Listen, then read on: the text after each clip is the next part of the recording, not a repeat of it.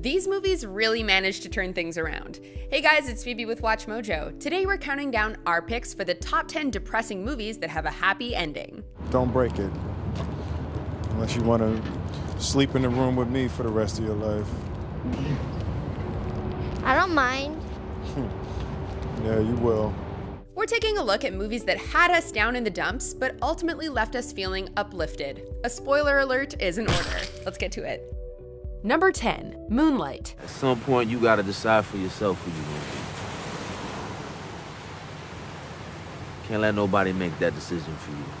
This coming-of-age drama isn't just renowned for its strong themes and sumptuous cinematography. After watching Chiron grow through a pretty tragic childhood, adolescence, and adulthood, you're really rooting for the guy behind the movie's climax, which is what makes this happy ending oh so sweet.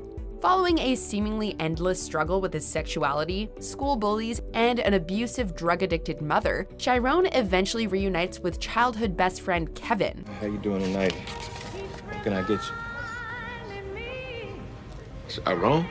After years of romantic tension, Chiron admits to Kevin that he hasn't been intimate with anyone since their first encounter, and they embrace. Finally free to love each other, You're the only man that's ever touched me.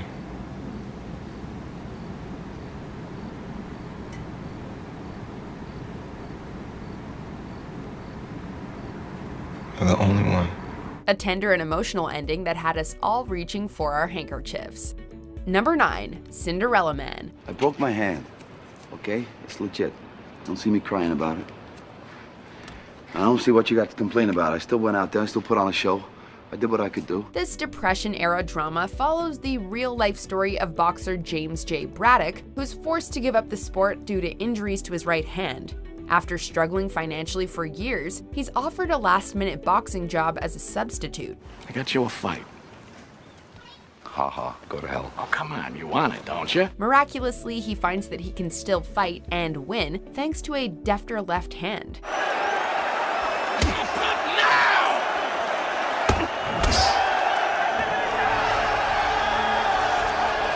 In a true rags-to-riches story, he defeats the daunting heavyweight champion Max Baer and uses the prize money to buy a house where he and his wife live happily ever after, giving us the fairy tale ending we were pining for.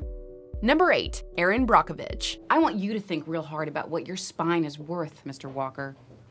Or what you might expect someone to pay you for your uterus, Miss Sanchez. Who could forget Julia Roberts playing this film's formidable namesake? Erin struggles through unemployment and single motherhood before landing a low-paying job at a law firm. I'm smart, I'm hardworking, and I'll do anything, and I'm not leaving here without a job. When sent to Hinckley, California, however, she encounters tales of far worse troubles. I just don't see why you're corresponding with PG&E about your medical problems in the first place.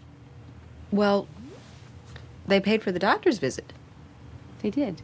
The residents there suffer severe health issues due to chromium dumped by gas and electric company PG&E. Smelling a rat, Brockovich takes on the case herself, listening to all their stories of death and disease. After all this buildup, her big win against the company is just that much more satisfying. Justice can be sweet. Number 7, The Butler. Did you ever complete school, Cecil? I didn't go to school, Mr. President. I grew up on a cotton farm. Growing up on a cotton plantation, Cecil had a harrowing childhood, witnessing both the sexual assault of his mother and his father's murder. After escaping, he starts a new life as a butler and lands a job at the White House. But even then, his struggles are far from over. Since the colored, the black staff does just as much work as the white staff. I believe that our salaries should reflect our service, sir. In a racially divided country, his sons also face discrimination, and the fallout leaves Cecil and his oldest son Louis on bad terms, while his youngest is killed in Vietnam. In all this gloom, the film's denouement is a light in the dark, as we see Cecil reconcile with his remaining son and live to meet the country's first African-American president. Cue the waterworks. President, I'm so excited to meet with you. Yeah.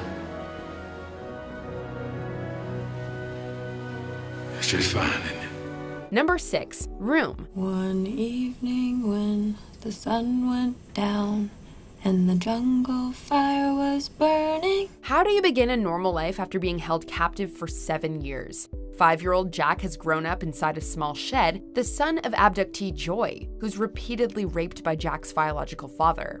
It doesn't get much darker than that. After escaping, both struggle to adjust to the outside world, which Jack had thought only existed on TV. It's a depressing tale told with all too much realism, but in the film's final moments, as Joy recovers from a suicide attempt, Jack gives her strength, and together, they visit room one last time, saying goodbye and leaving audiences weeping. Bye, plant. Bye, chair number 1. Bye, chair number 2. Bye, table. Bye, wardrobe. Number 5. Good Will Hunting. Do you like apples? Yeah. Well, I got a number. How do you like them apples? Figuring out your place in the world can be tough, especially for people like Will Hunting. After an abusive childhood, Will lives in a rundown neighborhood with a dead-end job and no hope for the future. His natural genius is wasted as he finds himself mired in his dark past. It's not your fault. Don't with me, all right? Don't with me, Sean, not you. It's not your fault.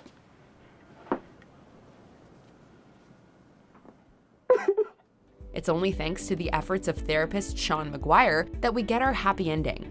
It arrives when best friend Chucky arrives to pick him up for another day of work and smiles when he realizes that Will has finally set himself free. Number 4. Empire of the Sun. Go! B-51 Cadillac of the sky! This coming-of-age war drama follows Jim, a British boy whose privileged life in Shanghai is upturned when the Japanese take over the international settlement. Separated from his parents, he's forced to live in fear and squalor as a prisoner of war. In the internment camp, he becomes a seasoned survivor, but even the elation of his eventual liberation is cut short when his Japanese friend is killed by a well-meaning US soldier. I can bring everyone back. I can bring everyone back. Everyone. It's enough turmoil and heartbreak for any movie, and it's only in the last scenes that we're given something happy to hang on to, with Jim's reunion with his lost parents hitting us right in the feels.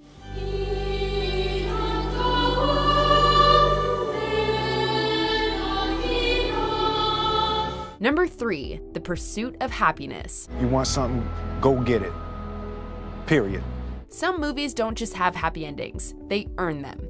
This biological drama follows Chris Gardner as he fights the odds to make a better life for himself and his family. Struggling to make ends meet as a salesman, then accepting an unpaid internship at a stock brokerage firm, he's eventually left homeless, living on the streets with his son. Dad, where are we going? I don't know. But through hard work and innovative strategies in his internship, he's finally rewarded, landing a lucrative job as a broker in an emotional scene that gets us every time. But, wear one tomorrow, though, okay? Because tomorrow's going to be your first day. If you'd like to work here as a broker. Would you like that, Chris? Yes, sir. Number 2. 12 Years a Slave. Same as the rest. Master brought you here to work, that's all. Any more, I'll earn you 100 lashes. This brutal depiction of slavery hits even harder when you realize just how accurate it is. After being abducted by slavers in New York State, violinist Solomon is plunged into a life of horror working on a cotton plantation in the South. Master Bass, if justice had been done, I never would have been here. Day after day, he witnesses other slaves whipped, raped, and murdered. It's only after several attempts and a savage betrayal that he manages to get word out to his loved ones. The ending sees him return to his family in the North and, just to up the emotional impact even more, hold for the first time his baby grandson. Is your grandson Solomon Northup Staunton? Before we unveil our most heart-wrenching number 1 pick, here are some honorable mentions.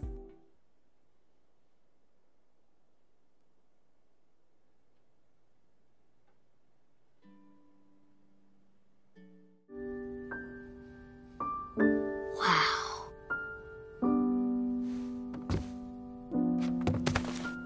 I want to tell you I love you.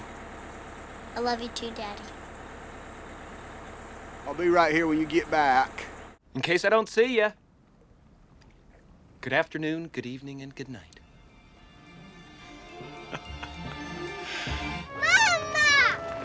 Questo è il sacrificio che mio padre ha fatto.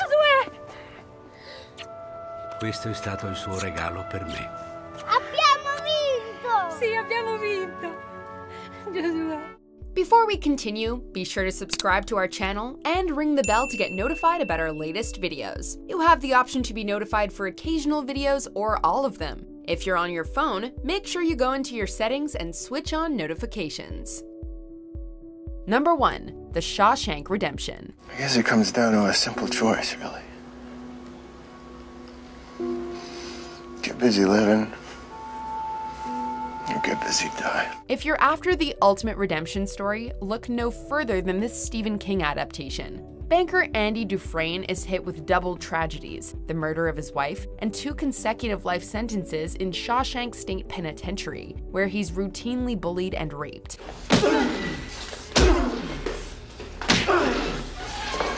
Think he escapes and proves his innocence? Well, you're wrong. This is not The Fugitive. Instead, he remains in prison for 19 years, until it's revealed he's slowly chipped away at his cell wall and escaped.